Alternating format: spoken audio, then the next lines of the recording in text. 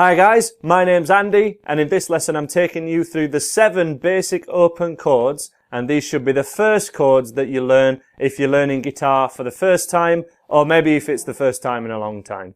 These chords are in the same order as I teach them in my free beginners course available at andyguitar.co.uk, where we've got heaps of real song lessons taking you from absolute beginner going right through to having a repertoire that you would be proud to play in front of your friends. Now we're going to start off with the E major chord. This is the first chord that I would teach any of my beginner students if they were in a private lesson. And I'm going to show you where to put your fingers for each one of these chords. So we're going to have your first finger in the area of the first fret, which is this area here, on the 3rd string, which is 1, 2, 3, right there.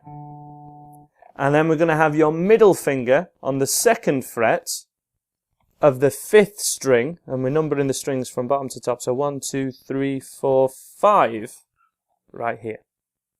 And then your 3rd finger needs to squash in directly underneath your middle one, like this, at the same fret, but that's on the 4th string.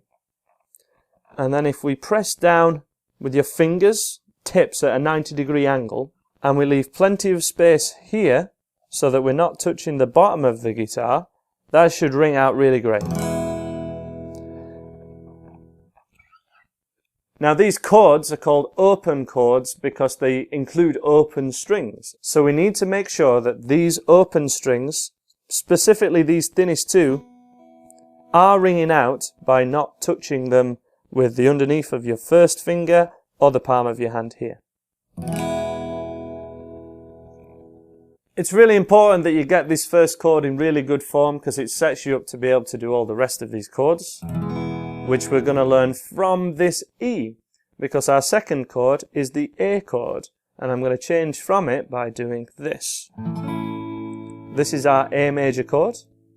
Now what we did was, when we were on the first chord, we keep our first finger down, and we're going to call that our anchor finger, and we're going to slide that just over the metal strip that goes down over that metal fret, but keeping on the same string so it never actually lifts off.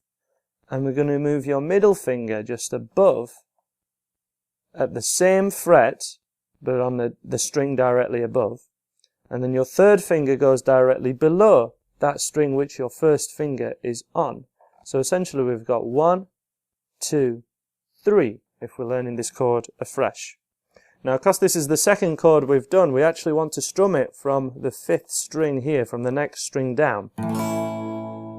And that makes sure that we've got the lowest note as an A, because this is the A chord. Now, these first 2 chords are in line with level 1 of my beginner's course, and that level is all about mastering the change between the E and the A by keeping that first finger down and sliding over. The next chord we're going to learn is the D chord. So this chord, again, we can keep our first finger exactly where it is at the same fret, but it would be great if we could move it this way just a little bit, because when we're at this side of the fret, everything rings out a little sweeter than it does at this side of the fret. Everything sounds better when we're just here. And this is our D chord. A very bright, happy sounding chord. And we have your first finger, again where I said before. We've got your middle finger on the 2nd fret of the 1st string. And then we make a little triangle shape by having our 3rd finger at the 3rd fret of the 2nd string here. So 1, 2, and 3. And then we strum from the 3rd string from the thickest one, because that is the open D string. So E, A, D, and they're our first 3 chords. Nice and logical. To check that these chords are ringing out great, you'll want to do a strum with them, and then pick each individual string, and then do a final strum. So strum, pick, and strum. That way we're checking that there are no strings that sound a little bit like this. Okay, so if we've got any strings here that aren't ringing out for you, a great tip is to make sure you're on the tips of your fingers. You want to be right at 90-degree angle And you want to make sure that none of your fingers are hitting the string underneath, and we're allowing a little bit of room, as I say, not touching the bottom of your guitar. And it's E, A and D chords that make up level 2 of my beginner's course. The next chord we're going to go for is a G major chord, and it's played like this.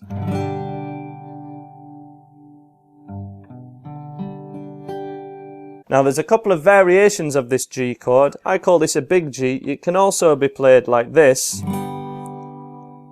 but I find it's best in the context that we're going to use it with the songs that you'll want to learn with these open chords, that we go for the 4-fingered G chord, which is also called a big G, because it's easier to change to the D chord, which is a really common change, G to a D, by keeping that 3rd finger down. So we've got the G chord, which is the new one, and then the D chord. You can see that 3rd finger is now the anchor.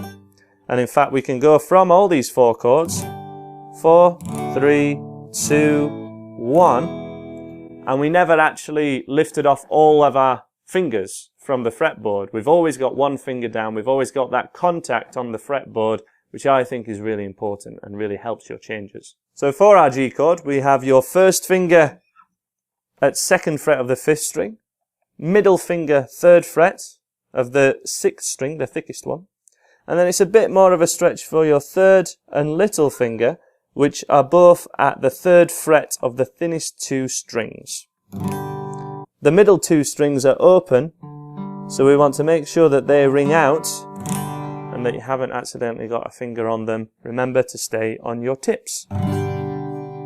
And this G chord makes up level 3 of my free beginner's course, which also includes the D chord and the A chord. It works between those changes.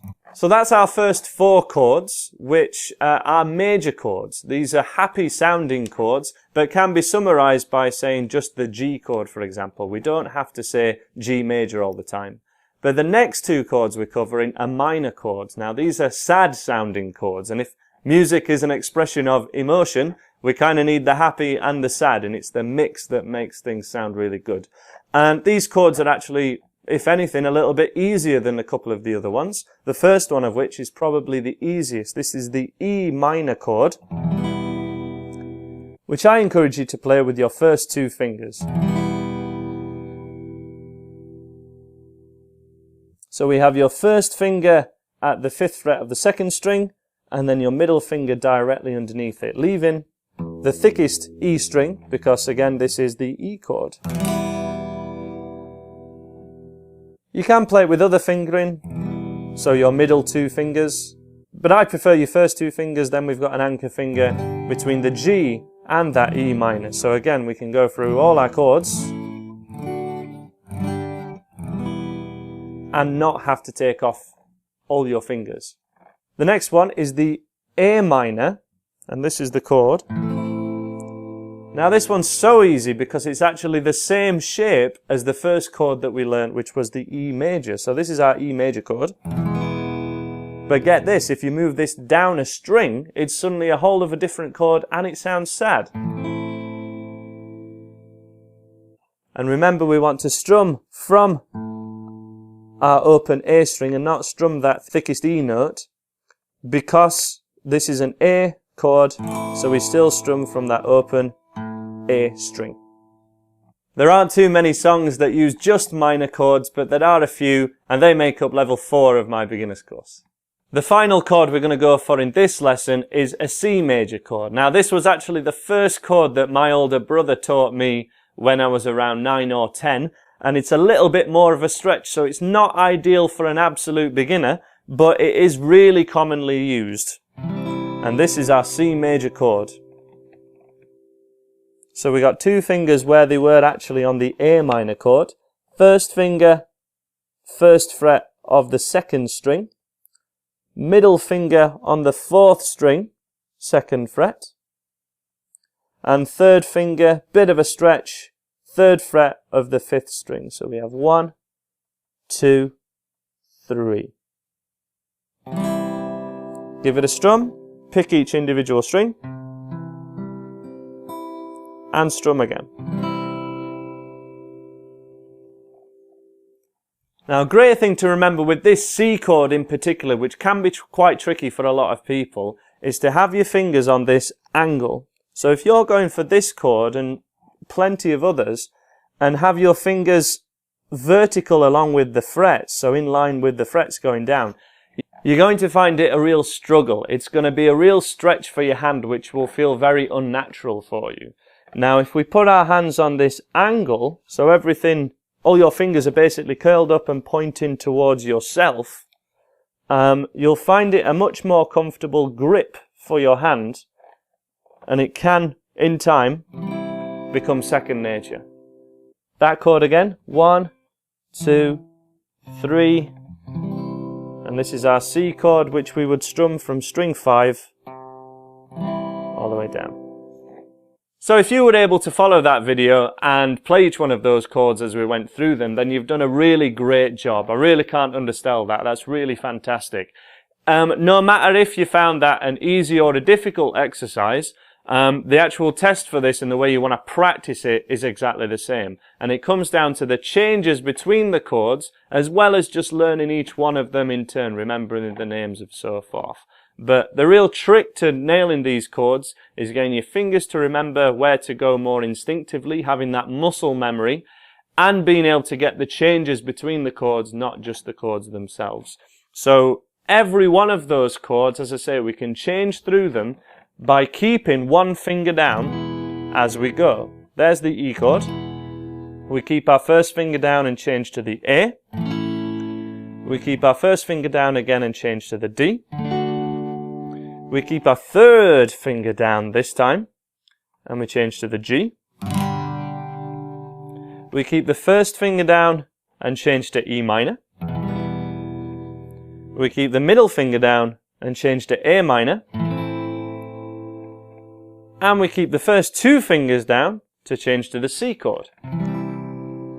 So we were able to get through all 7 chords without having to lift off all your fingers at once. Now that is a way more, advanced exercise than you want to be going for if you're still trying to remember all the basic chord names. But this video is something that you can always refer back to and try and see where you are with that exercise, because it's really when you're able to do that that you can go for songs with all those chords in them.